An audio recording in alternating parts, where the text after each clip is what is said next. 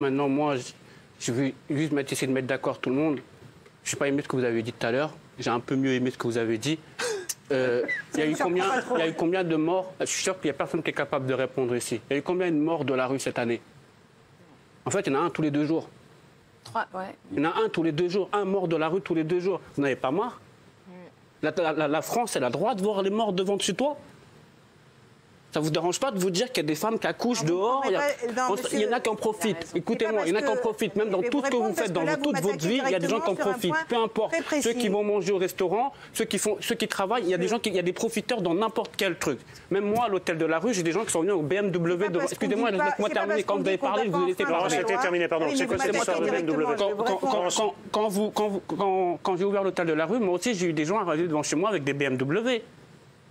Partout, il y a des profiteurs. J'en suis conscient que même chez les squatteurs, il y a des gens qui squattent comme chez vous, non, madame. C'est des gens qui squattaient la BMW qui sont venus. Non, mais c'est pour vous dire qu'il y a des squatteurs partout. Après, c'est à nous de nous en méfier. Mais deux morts tous les 2 jours. Mais vous ne m'aurez pas sur ce terrain-là. Laurence, brièvement, parce que j'ai donné la parole à Raquel Garrido. Qu'on aide les gens qui sont dans la rue, évidemment. C'est pour autant... Je ne vais pas vous dire que oui, c'est bien d'enfreindre la loi. Parce que si on enfreint la loi, on perd tous nos repères, monsieur. Mais la loi est mauvaise. On ne squatte pas, on survit. La loi est mauvaise. Nous ne squattons pas, nous survivons, premièrement. Et deuxièmement, si l'État faisait son boulot, on ne le ferait pas. Qui, eux, parfois se saignent pour payer leur loyer, se privent de tout, vous ne les mettez plus du tout sur un fait de considération de mérite. Je ne dis pas qu'il ne faut pas aider les gens dans la rue. Vous ne savez même pas quel est mon engagement personnel, par ailleurs, sur ces sujets. Donc ne me dites pas que je m'en fous de voir les gens. Moi, je le connais, il est zéro. Et vous ne connaissez pas. Et vous ne connaissez zéro. Non, mais on ne plaisante pas sur les réels. C'est dommage, ça se passait bien jusqu'à présent. Vous ne connaissez pas ni ma vie, ni mon parcours. Vous voyez, donc, mais ce que je veux vous dire par là, c'est qu'on ne peut pas applaudir parce que vous enfreignez la loi. C'est une question de repère. Par contre, on peut applaudir quand il y a des gens qui meurent dans la rue, que la France ne fait rien. Mais moi, je vous dis, ça va ensemble. Si mon pote n'était pas mort, je n'aurais pas ouvert l'hôtel de la rue. Chacun doit s'exprimer. Raquel Garrido et Malek Délégué. Quand mon pote il est mort, l'adjointe du maire, Madame Dominique Dressé, elle est venue se pointer devant moi. Elle a commencé à me parler, oui, on va vous mettre des toilettes publiques, des toilettes sèches. Il n'y a pas longtemps, Montagne Verte à Strasbourg, 120 personnes sur un camp avec des tentes. L'adjointe du maire, elle est encore venue, mais elle n'a rien fait.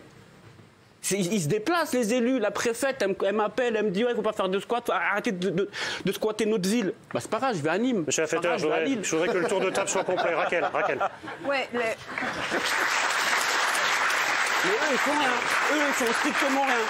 Je pense qu'il y a quelque chose qui est important à dire, c'est qu'il y a une très grande inégalité entre les personnes qui ont du patrimoine, c'est-à-dire qui possèdent leur logement, et les personnes qui n'ont pas d'autre choix dans la vie que de payer un loyer sur la base de leur travail et qui, dès la seconde où leurs revenus baissent, ils sont dans une situation de vie ou de mort parce qu'ils ne peuvent pas payer de loyer.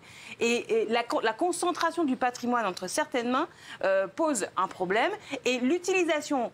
Je vais utiliser un mot qui va vous choquer, mais despotique du droit de propriété par certains pose aussi un problème. Parce que vous avez des entreprises, c'est pas vous, madame, je ne pense pas que vous soyez une entreprise multi-rentière avec plein d'appartements.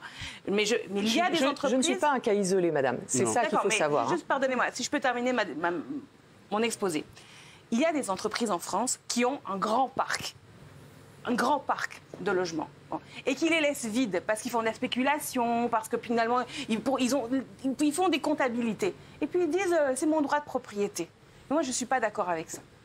Nous avons effectivement, collectivement, comme nation, le devoir de mettre un toit sur la tête des familles, des enfants, des femmes, etc. Et ce n'est pas acceptable que des centaines de logements et de locaux vacants restent vides au prétexte que, la loi. La loi, pour terminer sur ce point, prévoit un outil qui s'appelle la réquisition.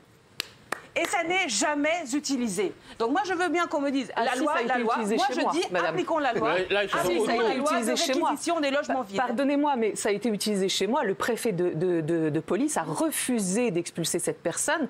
Ils ont donc réquisitionné mon logement à titre gratuit. Donc oui, c'est inadmissible dans le cas. Je pense qu'il y a une unanimité. On parle de deux choses, les particuliers, les entreprises, les particuliers, c'est traumatisant. Vous avez eu, comment dire, tout le monde a dit que dans votre cas, c'était pas normal. Vous avez déjà été cambriolé. Il reste très peu de temps, s'il vous plaît. S'il vous plaît. Vous avez eu la réaction des médias, les gens dans votre cas sont avec vous, madame.